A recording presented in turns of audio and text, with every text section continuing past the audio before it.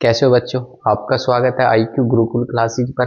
कल हमने आपको संविधान के सिलेबस लगाया था और उसका आज एक प्रारंभ चैप्टर स्टार्ट करने जा रहे हैं, जिसे कहते हैं हम राजनीति का परिचय। तो राजनीति का परिचय पहला चैप्टर स्टार्ट करने जा रहे हैं, जिससे हम शुरुआत कर रहे हैं कि राजनीति राजनीति शब्द जो है ये दो शब्दों का विच्छेद है, जिसे हम कहते हैं राज्य प्लस नीति। राज्य प्लस नीति। जो राज्य शब्द है, ये जो राजनीति राज्य आया है, ये अंग्रेजी शब्द का हिंदी रूपांतर शब्द है। किसका? अंग्रेजी शब्द का हिंदी रूपांतर शब्द है, जो कहाँ? यूनान। जो आपका यूनान देश पड़ता है, जो यहां पर पड़ता है, जिसको हम कहते हैं यूनान देश। ठीक, यूनान देश जो है उसमें छोटे छोटे नगर थे। मतलब कि क्या थे भाई? आप कहोगे वहां पर छोटे नगर थे और नगर को पोलिस कहा जाता है, और पोलिस से बना है आपका राजनीति शब्द। और इसी बीच राजनीति विज्ञान के जनक किसे कहा जाता है? पिता किसे कहा जाता है? आप कहोगे राजनीति विज्ञान के पिता अरस्तु को कहा जाता है। ये भी कहाँ के थे? आप कहोगे यूनान के थे। यदि पूछा जाए अरस्तु कहाँ के थे, आप कहोगे ये भी कहाँ के थे? आप कहोगे यूनान के थे अरस्तु। अरस्तु को क्यों कहा जाता है? इससे पहले और भी होंगे। हाँ, अरस्तु के गुरु थे प्लेटो, वे भी राजनीति विज्ञान के वे थे, वे भी राजनीति के बारे में जानते थे। और उसके बाद सुकरात किसके गुरु थे? प्लेटो के। और प्लेटो के गुरु कौन थे भाई? सुकरात। और अरस्तु के गुरु कौन थे? प्लेटो। और इसके शिष्य कौन थे? सिकंदर। और अरस्तु की जो पुस्तक है, उस पुस्तक को कहते हैं हम राजनीति विज्ञान। क्या कहते हैं? राजनीति विज्ञान। ये किस वर्ष लिखी गई थी? आप कहोगे 352 BC से आप कहोगे 322 BC में इस पुस्तक को लिखा गया। इस पुस्तक में क्रमबद्ध तरीके से राजनीति का अध्ययन किया गया। किसके तरीके से? क्रमबद्ध तरीके से राजनीति का अध्ययन किया गया। इसीलिए हम अरस्तु को राजनीति का पिता कहते हैं। किसको कहते हैं? राजनीति का पिता कहते हैं। क्या ये अरस्तु के बाद हम देखना चाहते हैं कि भारत में राजनीति की शुरुआत कैसे हुई? भारत में राजनीति की शुरुआत कैसे हुई? शुरू कैसे हुई राजनीति भारत में? अब भारत का मैप आपको दिखाई दे रहा है, यहां से बताएंगे। तो भारत में एक सभ्यता आई थी, एक सभ्यता थी जिसे कहते हैं वैदिक सभ्यता।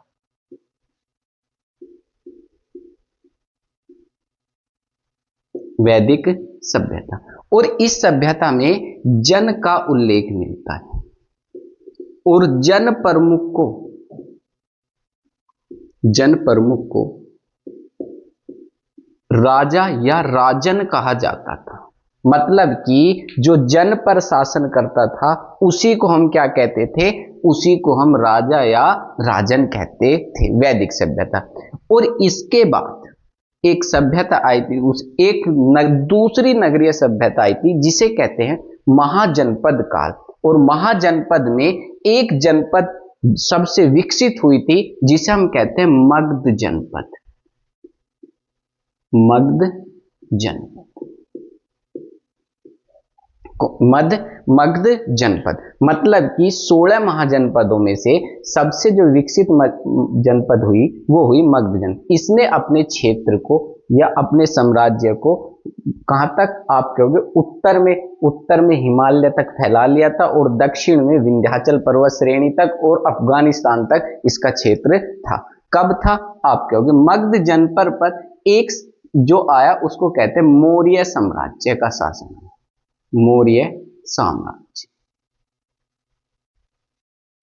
आप मौर्य साम्राज्य के पहले जानते हो, जिसे आप क्या कहते हो? इससे पहले नंद वंश का शासन था, और नंद वंश के अंतिम शासक घनानंद थे, और घनानंद की हत्या चंद्रगुप्त मौर्य ने कर दी थी। और चंद्रगुप्त साम्राज्य और मौर्य साम्राज्य पे जो इनके मौर्य साम्राज्य के संस्थापक थे, उसको कहते हैं चंद्रगुप्त मौर्य।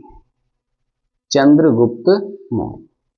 और इनको जो शिक्षा दी थी, उनका नाम था, इनके जो शिक्षा दी थी, तो उनका नाम था जिसे कहते हैं कौटिल्य।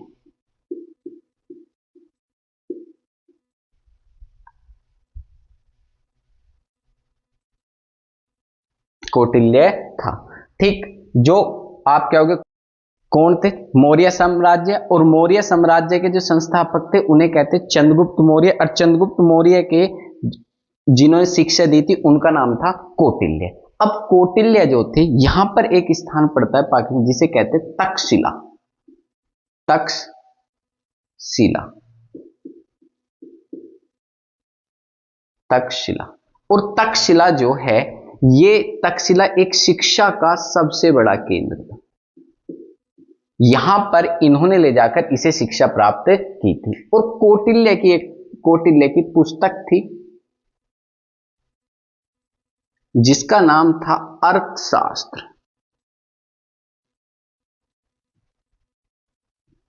कैसी पुस्तक थी? ये राजनैतिक पुस्तक थी। क्वेश्चन बनेगा कौटिल्य की पुस्तक का क्या नाम था? अर्थशास्त्र। और कैसी पुस्तक थी ये? आप कहोगे ये पुस्तक जो थी ये राजनैतिक पुस्तक थी। पहला क्वेश्चन आपसे बनेगा कि कौटिल्य किस साम्राज्य के समय थे? आप कहोगे मौर्य साम्राज्य के पास। ठीक है, और उसके बाद इनकी पुस्तक ये कैसी थी? राजनीति से संबंधित। तो मतलब ये शासन संबंध का उल्लेख बताती है। किसका बताती है? शासन का। कैसे बताती है? शासन। क्या इसके समय और थी? हाँ, यहां आप ये पड़ता है जिसे कहते हैं इटली। इटली देश जो पड़ता है, और यहां पर एक लेखक हुए, और उस लेखक का नाम था मैकियावेली।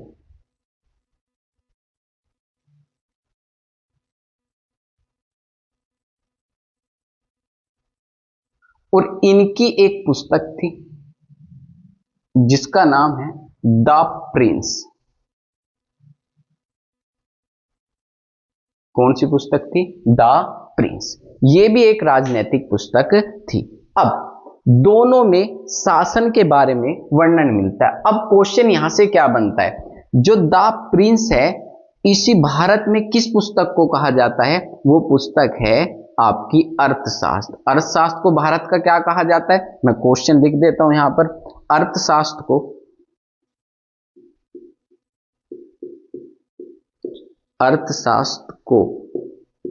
भारत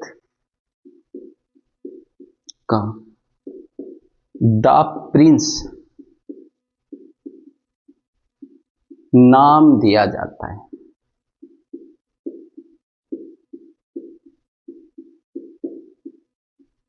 पहला क्वेश्चन बनेगा किस पुस्तक को द प्रिंस नाम दिया जाता है? आप कहोगे अर्थशास्त्र को। दूसरा, भारत का मैकियावेली किसे कहा जाता है? भारत का मैकियावेली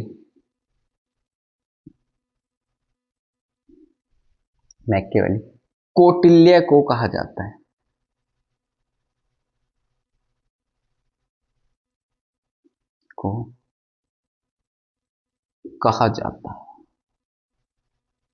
दो क्वेश्चन आपके आगे कि भारत की द प्रिंस किसे कहा जाता है? अर्थशास्त्र को। और भारत का मैकियावेली किसे कहा जाता है? आप कहोगे कौटिल्य को। अब इटली का यदि आपसे पूछे कि इटली का कौटिल्य किसे कहा जाता है? आप कहोगे मैकियावेली को।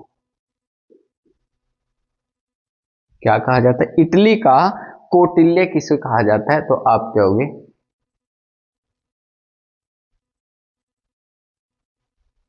कौटिल्य किसे कहा जाता है? आप कहोगे मैकियावेली को। और भाई आपसे दूसरा क्वेश्चन पूछा जाएगा, इसे क्या कहते हैं? इस पुस्तक को अर्थशास्त्र। इटली का अर्थशास्त्र। दो क्वेश्चन आपसे बन गए। पहला क्वेश्चन आपसे बनेगा कि इटली का कौटिल्य किसे कहते हैं? मैकियावेली को। इटली का अर्थशास्त्र किसे कहते हैं? आप कहोगे द प्रिंस को कहते हैं। भारत की द प्रिंस किसे कहा जाता है? आप कहोगे अर्थशास्त्र को कहा जाता है द प्रिंस। और भारत का मैकियावेली किसे कहते हैं? कौटिल्य को कहते हैं।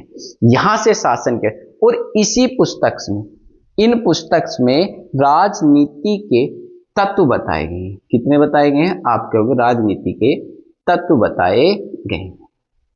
ठीक है, कोई स्क्रीनशॉट लेना चाहता है तो ले सकता है। राजनीति के तत्व। कितने तत्व होते हैं राजनीति के? आप इनकी संख्या 4। कौन कौन सी? पहला है निश्चित भूभाग,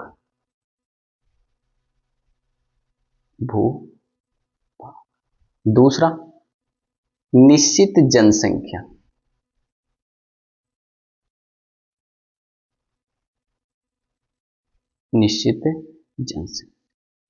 तीसरा सरकार, चौथा संप्रभुता।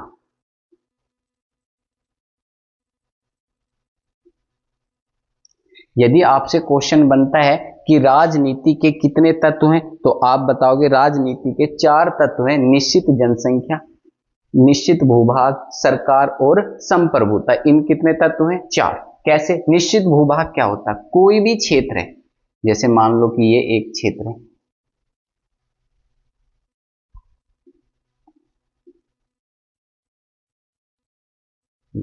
इसको मान लो कि उत्तर प्रदेश है, और उत्तर प्रदेश निश्चित भूभाग मतलब इसका हमें क्षेत्रफल पता होगा। ठीक, जो क्षेत्रफल है उसी को हम कहते हैं भूभाग, निश्चित भूभाग। ठीक है, जैसे भारत का पूरे का क्षेत्रफल है, कितना है? आप कहोगे 32,87,263 वर्ग किलोमीटर है। और ऐसे ही उत्तर प्रदेश का क्षेत्रफल कितना है? 2,40,000, लगभग 2 लाख वर्ग किलोमीटर है। ये कैसा है? निश्चित क्षेत्रफल है। तो इसी क्षेत्रफल को हम क्या कहते हैं? भूभाग कहते हैं। और निश्चित जनसंख्या, अब यहां पर निश्चित जनसंख्या होगी, कितनी जनसंख्या है उत्तर प्रदेश में? जैसे 1 लाख के करीब इसकी जनसंख्या है, तो इस निश्चित क्या होनी चाहिए? आप कहोगे जनसंख्या होनी चाहिए। दूसरा, इसे चलाने के लिए सरकार होनी चाहिए। क्या होनी चाहिए? सरकार। किसको? जो इस क्षेत्र को चलाएगी सरकार, और सरकार को चलाने के लिए उनके लिए संप्रभुता होगी।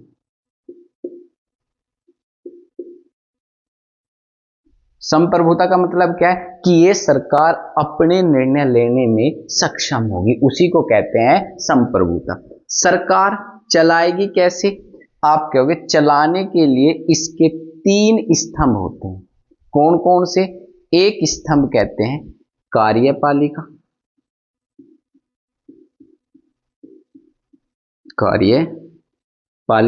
दूसरा स्तंभ कहते हैं विधायिका,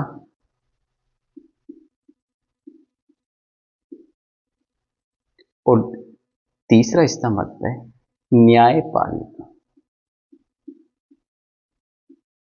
कौन सा आता है भाई? न्यायपालिका। मतलब कि सरकार के कितने स्तंभ होते हैं? यदि आप कार्यपालिका, इन्हीं को समझ सकते हो, विधायिका और न्यायपालिका। भाई क्या है? न्यायपालिका और विधायिका का, कार्यपालिका का कार्य करना। कार्य किसका करना? आप कहोगे कानूनों को, कानून बनाना। ठीक है, और इनकी क्या काम होता है? उन कानूनों को लागू करना, जैसे भी कार्य आएंगे सबको, और इनका जो कानूनों का पालन नहीं करेगा उनको दंड देना। ठीक है, कानून बनाना, कानूनों को लागू करवाना, किस तरीके से लागू होंगे भाई, और लागू न करने वाले को दंड देना, जांच करना, कानूनों की जांच करना, सब क्या है? आप कहोगे इन्हीं के द्वारा किया जाता है। और चौथा स्तंभ जो होता है इसी को कहते हैं अप्रत्यक्ष स्तंभ। चौथा स्तंभ जो होता है उसी को हम क्या कहते हैं? अप्रत्यक्ष स्तंभ कहते हैं। और इसी को कहते हैं, कौन सा होता है? आप कहोगे प्रेस, मीडिया। तो इस तरीके से 4 स्तंभ होते हैं। यदि क्वेश्चन आता है कि कितने स्तंभ होते हैं संविधान के, तो सरकार चलाती है 3 होते हैं, परंतु चौथा स्तंभ जो होता है जिसे कहते हैं हम प्रेस कहते हैं। ठीक, ये संविधान। अब यहां तक किसी कोई समस्या हो देख सकता है। सबसे पहले है संविधान क्या है। संविधान क्या है?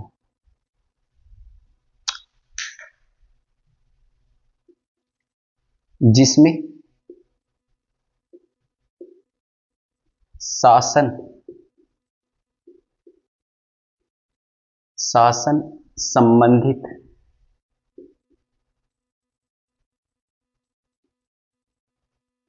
कानून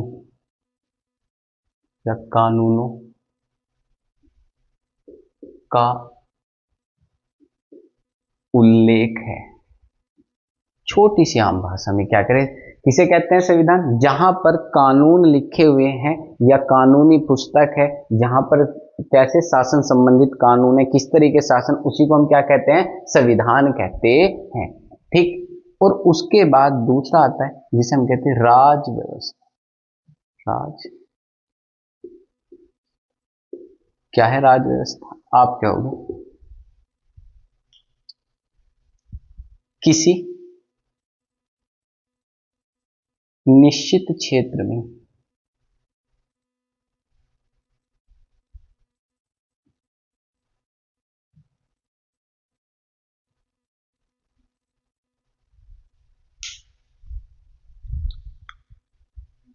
किसी एक निश्चित क्षेत्र में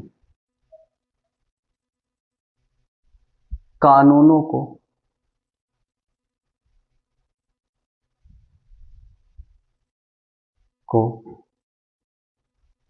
लागू करना राज व्यवस्था है। कानूनों को लागू करना राज व्यवस्था है।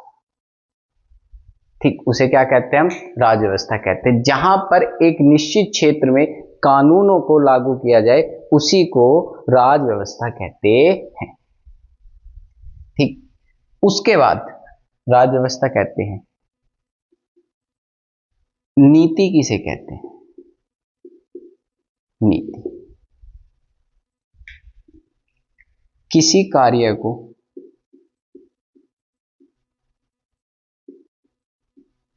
किसी कार्य को लागू करने करने से पहले जो योजना बनाई जाती है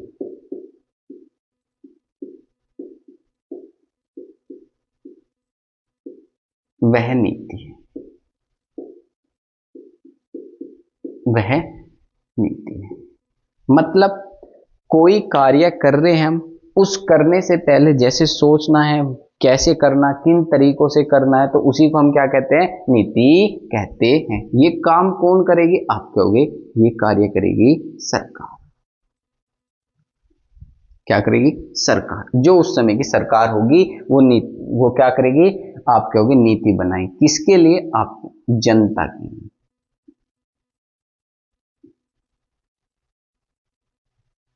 इसे कहते हैं नीति या इसी को हम कहते हैं योजना। ठीक है, समाप्त हुआ। दूसरे पे चलते हैं जिसे कहते हैं संवैधानिक विकास।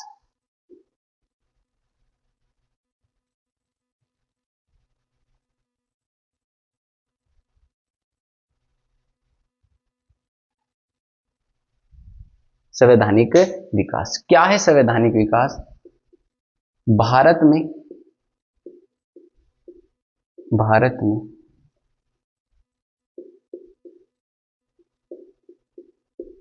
अंग्रेजों ने जो शासन किया, अंग्रेजों ने या अंग्रेजों ने शासन किया,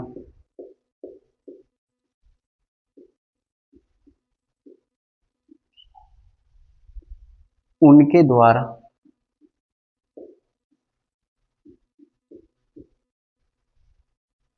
जो अधिनियम अधिनियम या एक्ट भारत में लागू हुए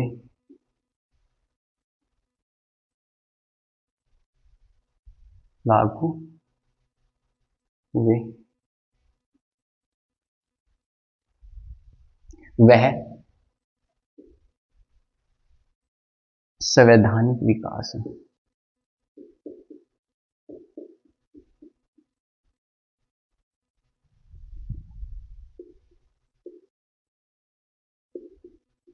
विकास मतलब कहने की बात यह है, जो अंग्रेजों ने शासन किया उनके शासन संबंधित जो कानून आए वे भारत में लागू हुए, उसी को हम कहते हैं संवैधानिक विकास। क्या से संवैधानिक विकास? अंग्रेजों ने शासन कैसे किया आप कहोगे? भारत में व्यापार करने कंपनी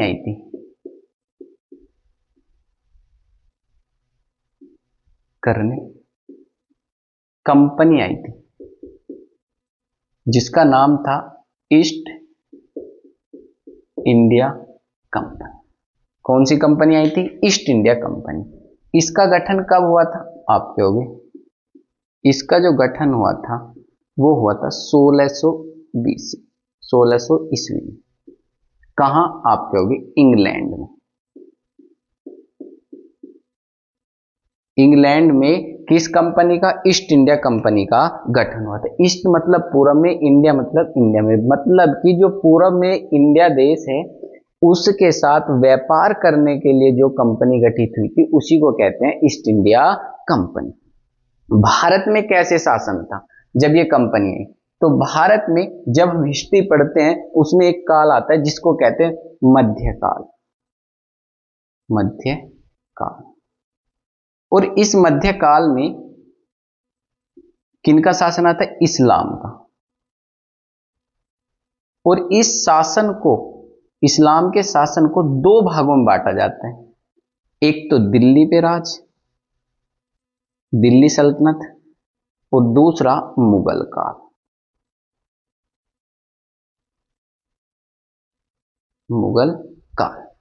दूसरा कौन सा? दिल्ली पे जो शासन चलता है, ठीक, इसकी शुरुआत कहां से होती है? इसकी शुरुआत होती है कुतुबुद्दीन ऐबक से लोदी वंश।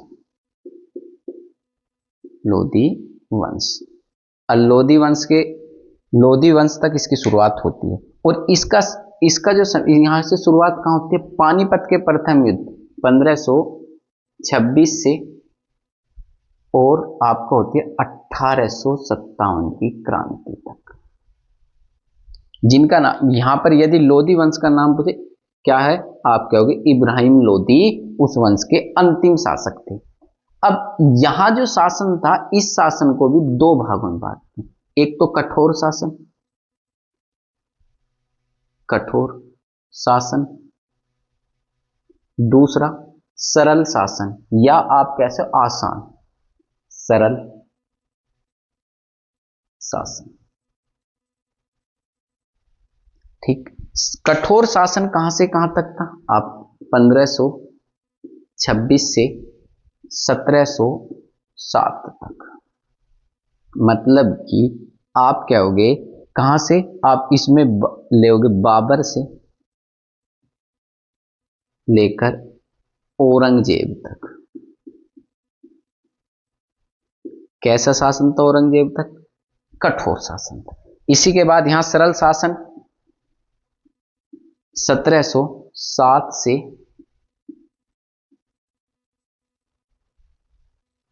1857 की क्रांति। मतलब कि कहने की बात ये, औरंगजेब की मृत्यु के बाद किसका? मुगल काल का शासन कैसे हो गया था? आप क्या होगे? सरल शासन हो गया था। इसमें इसी समय इसकी मृत्यु के बाद जो कंपनी थी, कंपनी जो थी उसने अपना जो अधिकार थे वे बढ़ाने स्टार्ट कर दिए थे। क्यों? क्योंकि उन्हें रोकने के लिए भारत में कोई नहीं था इस समय कि रोक सके। ठीक है, तो इसके बाद अब कंपनी का पहले कंपनी के सदस्य कहां से आए, कैसे आए, किसके शासन काल में आए, उसके लिए कल मिलेंगे। आज के लिए इतना ही। ओके।